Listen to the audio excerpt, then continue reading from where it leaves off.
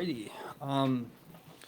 Yeah, so we're super excited today. We're able to make a small move here with Buffalo and move from 32 to 28 and basically move down 38 spots there from our third to their fourth and flop picks there. So obviously Xavier was a guy we were really excited about, and we were kind of just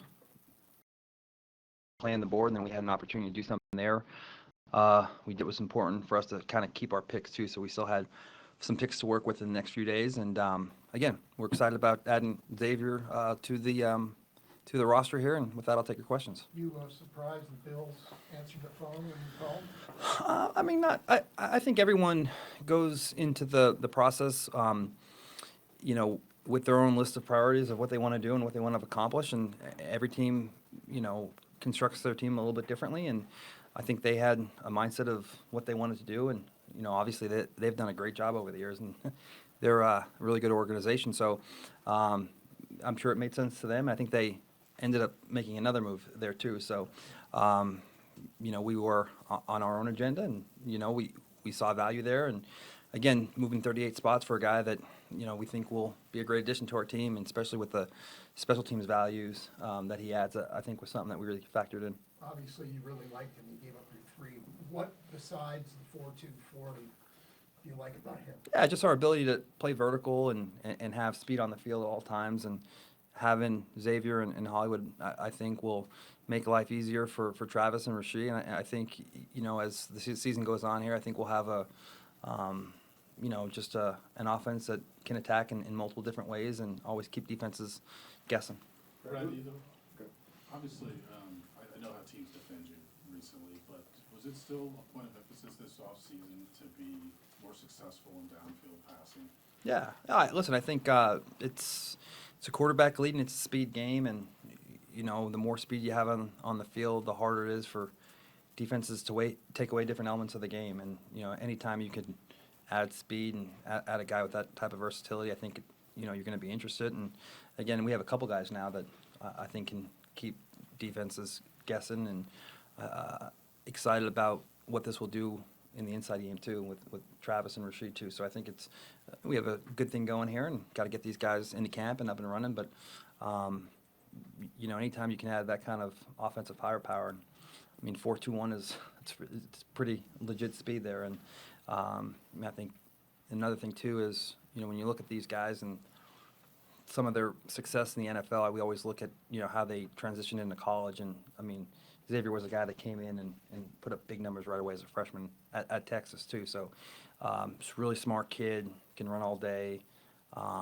should be able to get up and running pretty fast. And as you guys know, and you guys have seen it, that there's a lot of verbiage and dialogue in this offense, and it's extremely complicated. But I think we felt really good just knowing how smart he is, and he'll projects to come in here and be able to grasp a lot of these concepts right away. Brett, what do you feel like you learned about Xavier during the pre-draft process? I believe you guys met with him at the combine.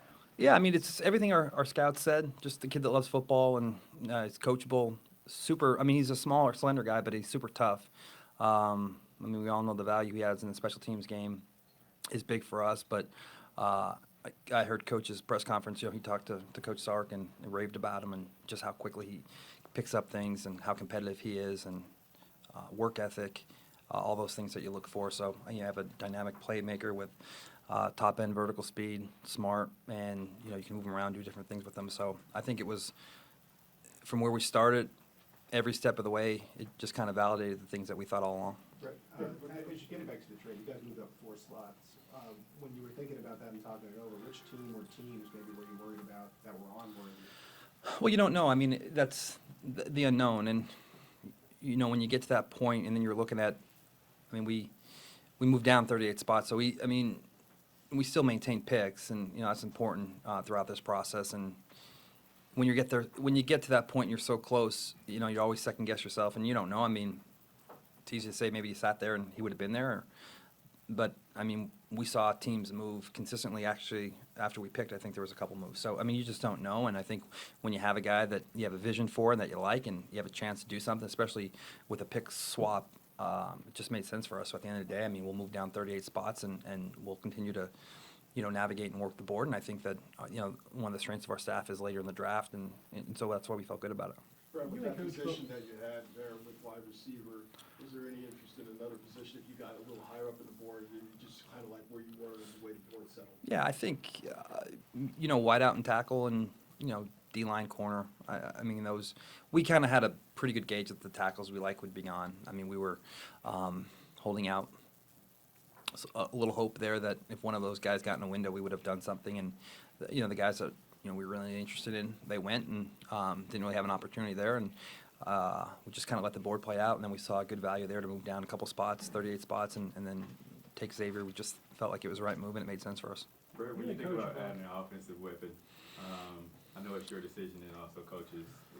How does it go when do you ask Patrick, hey, what do you think about this guy? We're thinking about taking this guy on the draft. Well, like we have a unique relationship with Pat, and so he just by his competitive nature and just his professionalism and just wanting to absorb and know everything.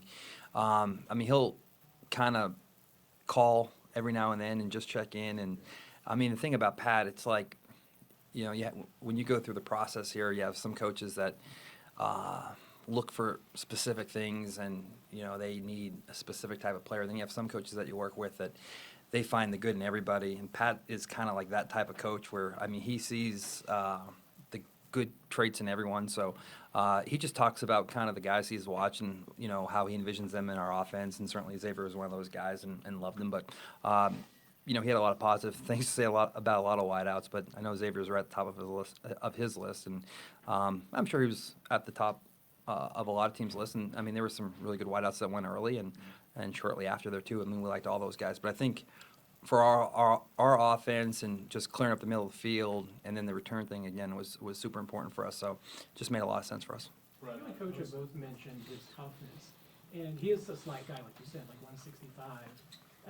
Is that a weight that he's manageable to play with, or at this level, do you feel like he may need to add a little bit of bulk? Yeah, I think he'll have to obviously continue to grow and get stronger. And, he's a young kid. And, again, I think when those guys that can go from the high school level, right to University of Texas and I mean, spit out almost 1,000 yards as a freshman. I mean, those guys typically can adapt and adjust quickly. But it's like anyone at any position that once you get to this level, there'll be a continual growth and maturation process. So certainly, we're going to have him with our dietitian and our weight staff, and we're not going to try to make him 200 pounds, but also, I mean, keep him at that 175, 180 mark. I think will be a healthy weight for him, but it'll all make sense. And like I said, all these guys are going to have to get bigger and stronger just for the marathon of the season, just to survive a whole, hopefully 20 games. Sorry, Yeah. Brett, this is the first time you drafted a receiver in the first round. Mhm. I just wonder, what was the sense in the room of actually accomplishing that and understanding that this was a unique year because there were so many worthy receivers Yeah. available to maybe be taken in the first round? Yeah, I mean, I think we just stick to our board and just take guys that we think can come in and play. I mean, we didn't enter today saying we have to have a wideout. I mean, we looked at our roster, and there's a lot of positions that made sense for us, whether it be O-line, corner, can never have enough defensive linemen, receiver. So, it was one of those things where O-linemen went off the board quick, and, we were, looking in that direction. And then once the picks went on and, we had an opportunity to just make a pick flop and secure a guy that we thought can come in and just absorb the playbook right away, help us on special teams. It made sense for us, but I don't think we came into the day saying we have to have a specific, position. We just wanted to see if we can get a guy that we thought can come in and help us right away. And I mean, we've obviously had a lot of success, and, we're a veteran team, and, we need these guys to come in here and play and help us. And so just the ability that we felt that he could grasp the offense and come in right away, that I think was probably the motivating factor for us to just go ahead and make sure we got him before we got hot by potentially somebody else. Well, like you mentioned, 4-2-1 really pops off. What did you think before that day, and does that prompt you to go back and rewatch the film? Does it confirm what you already had seen? Just how did that? Well, I think everyone knew he was fast, and when we ran the time, I think we kind of thought, well, we're picking last in the draft, might have a shot at him. And I think when he ran the 4.21, there's a lot of speculation that when you run a time like that, sometimes those guys go even higher. And but certainly saw the speed on tape. I mean, that was one thing that was evident from the first time you put him in all throughout his career and playing at Texas. So sometimes those guys run those times and you have to go back and to look for it to see it because it's there, but only in spurts. But I mean, with Xavier, it wasn't a guy that that didn't. Probably everyone thought he was a 4-3 guy. So the 4-2-1 is something that is unique and special and only made him more attractive. Brett, you mentioned the communication with Patrick. What was his reaction to actually securing the player? You mentioned that he was on top of it. I think it was at a gala night in New York. He called me and said, "Hey, good luck.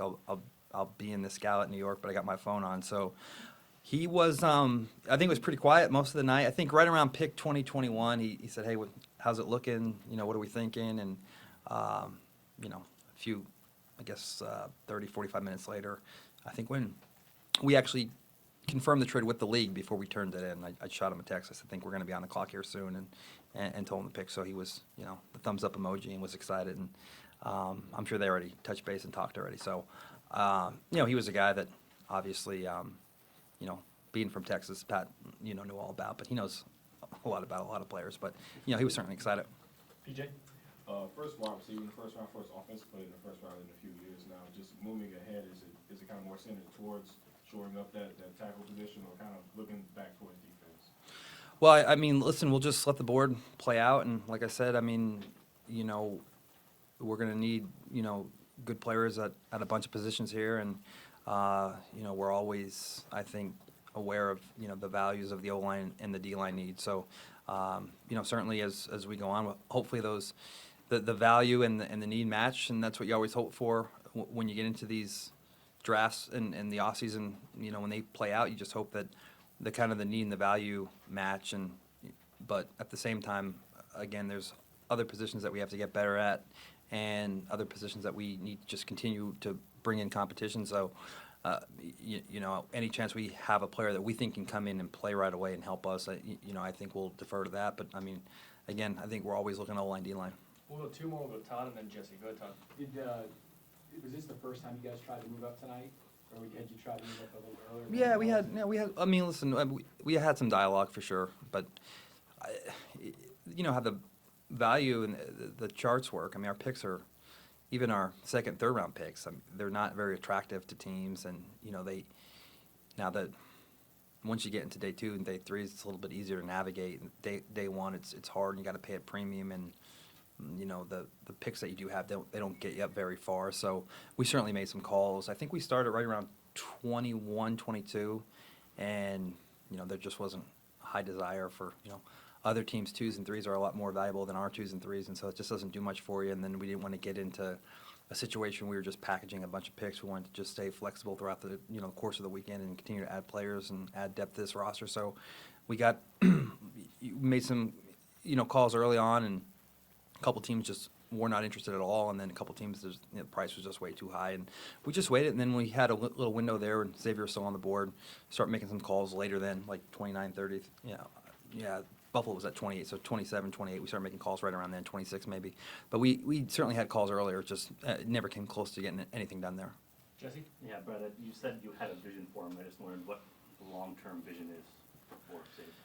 Well, I mean, look, he's a guy that I think we can do a lot for us, and we're super excited about Hollywood, and if there's a chance Hollywood can come in here and produce, we'd love to extend him. But the reality of it is, he's only on a 1-year deal too. So the receiver market is going through the roof, and the guy in Detroit just got done. So I mean, whether it be tackle or D-line or receiver, I mean, these are expensive positions, and there's a premium on this league in speed and playmaking ability, and he has that. So I think the vision for him is, we have him for 5 years now, and that's a big deal for us. And as we try to keep this thing together and add pieces, those playmakers are hard to come by, and they're expensive in the offseason. So again, for this year, having him in Hollywood and Travis and Rasheed, I think it's going to be really exciting. But we also know that there's the additional factor that you have Rasheed under contract for Xavier under contract for 5 years, and so that's a big motivating factor, just the length of these contracts.